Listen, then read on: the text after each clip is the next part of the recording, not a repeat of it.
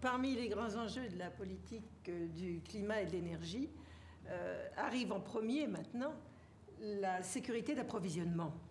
Oui, la sécurité d'approvisionnement, c'est un des 3 piliers de la politique énergétique européenne, avec la durabilité et la compétitivité des prix.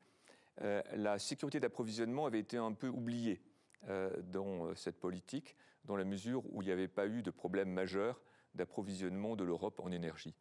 Et la crise russo-ukrainienne a remis cette question au sommet de l'agenda des priorités.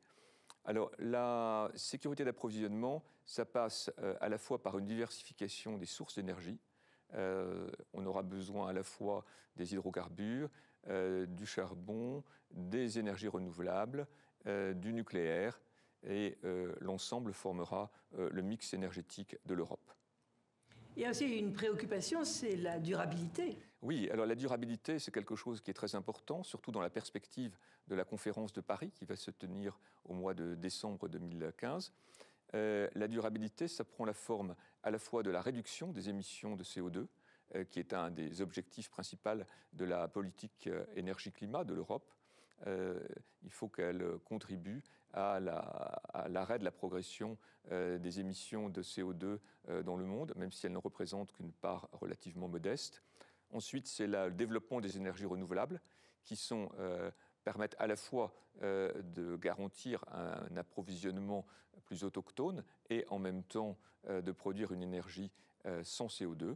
Et puis enfin, le troisième élément de cette durabilité, c'est l'efficacité énergétique, puisque l'énergie qu'on ne consomme pas, c'est sûr qu'elle ne peut pas émettre de CO2. Un élément qu'il ne faut pas perdre de vue, c'est bien sûr la compétitivité. Alors c'est quelque chose de très important. Là, la crise économique qui dure malheureusement depuis plusieurs années en Europe a remis aussi ce thème parmi les priorités de l'action de l'Europe dans le domaine de l'énergie. C'est un sujet dans lequel l'Union européenne n'a pas été bonne, il faut le reconnaître, puisque nous avons en Europe des prix moyens de l'énergie qui sont bien supérieurs à ceux qui ont cours dans les grandes zones concurrentes. Aussi bien pour l'électricité que pour le gaz, nous sommes plus chers que les autres. Alors comment faire?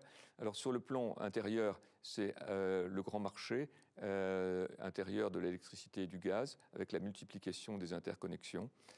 Pour vis-à-vis de l'extérieur, essayer de renforcer les liens entre l'Union européenne et les autres grands partenaires fournisseurs d'énergie. Et enfin, sur le plan intérieur, arrêter les subventions parce que c'est une source de renchérissement des coûts et donc des prix.